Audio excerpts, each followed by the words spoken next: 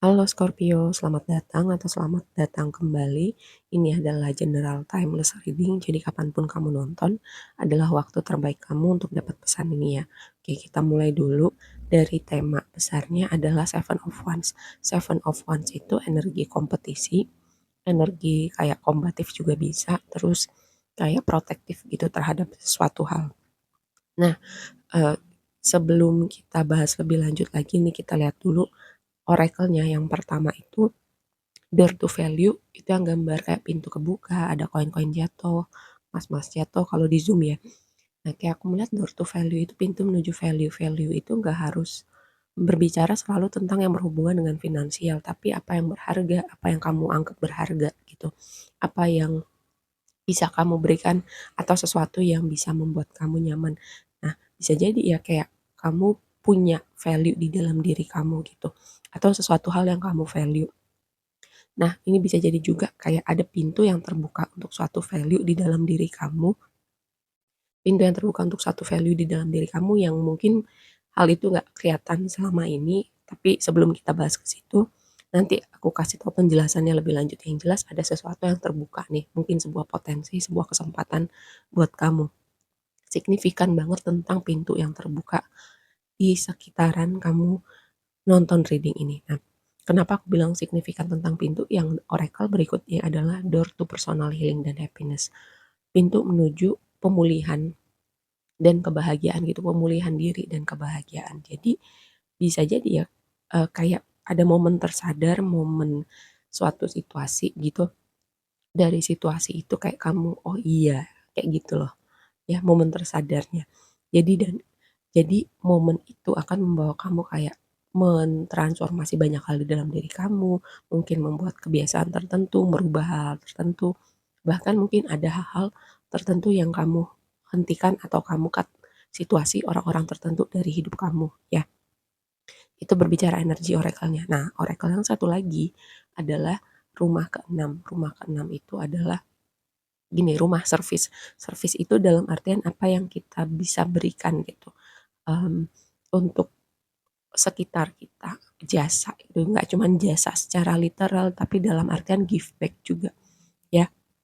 Terus aktivitas kita sehari-hari, rutinitas kita dari kita bangun sampai kita tidur lagi, apakah gini, apakah itu sudah berkontribusi untuk suatu goals yang kamu mau gitu. Misalnya kalau misalnya sekarang kamu contoh aja nih biar gampang ya, kamu kuliah gitu, tapi di satu sisi juga kamu punya proyek lain yang ingin kamu bangun. Kamu punya part time, jadi kamu menyeimbangkan banyak hal.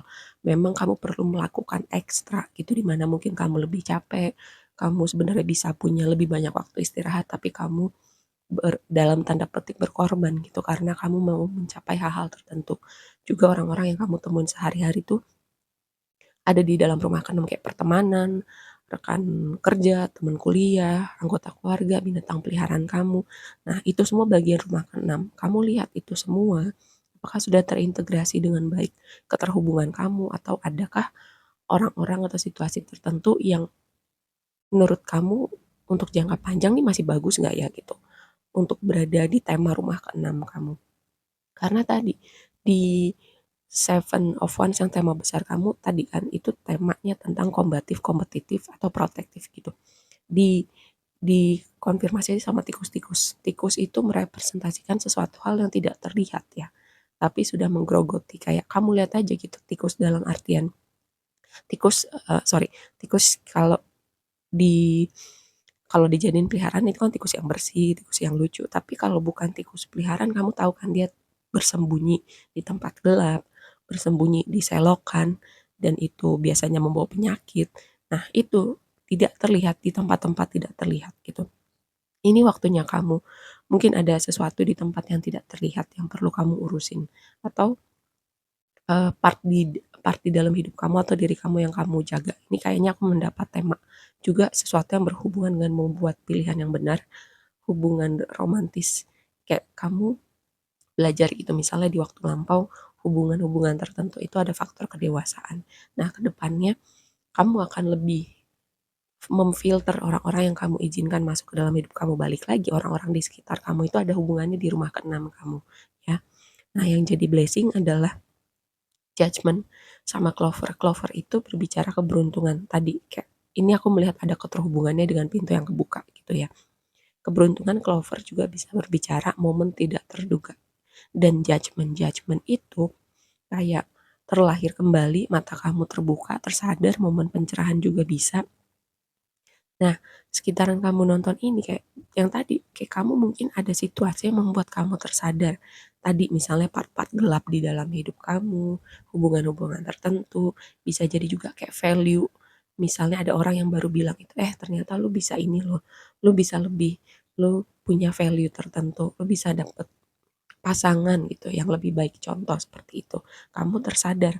Nah, kedepannya kamu akan membuat pilihan yang berbeda, melakukan action yang berbeda.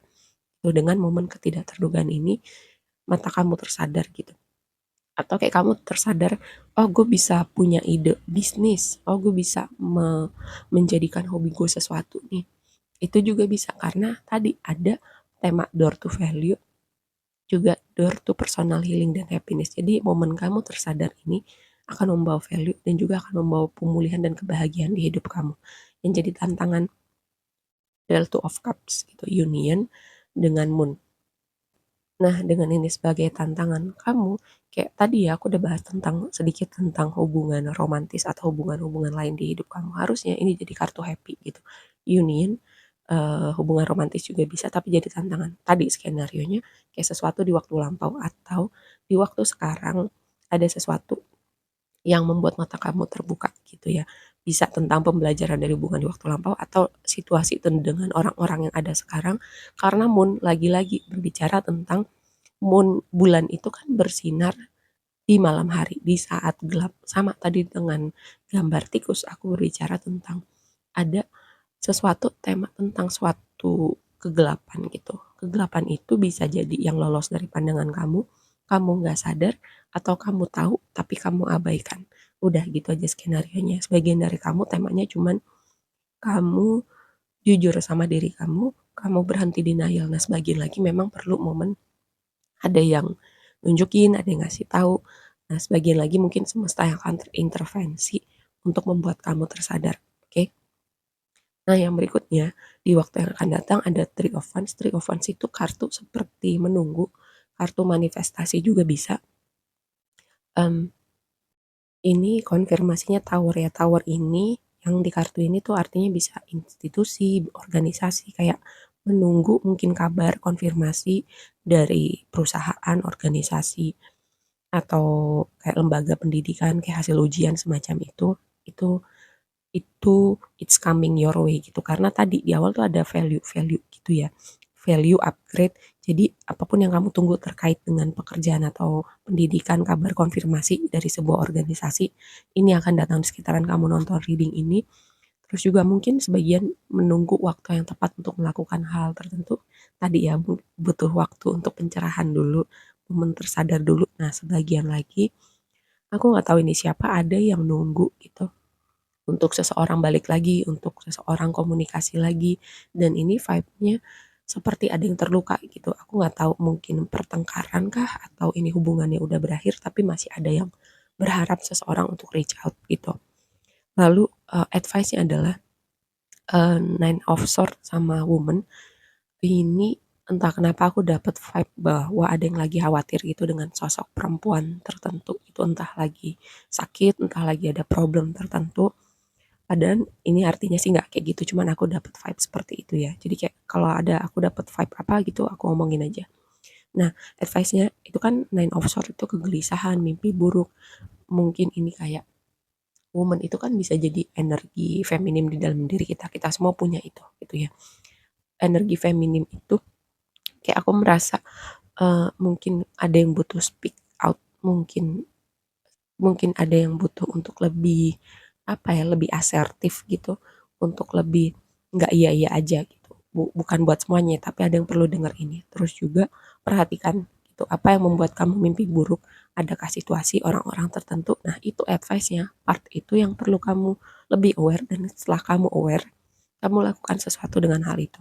Juga gini, ini kan berhubungan dengan kesehatan mental gitu. Aku bukan profesional di bidang itu. Jadi kalau memang ini suatu kondisi yang sudah berlangsung cukup lama, mungkin kamu butuh berkonsultasi dengan para profesional ya. Ya aku rasa segitu aja dulu reading-nya. Semoga bermanfaat dan sampai ketemu di reading berikutnya ya. Bye.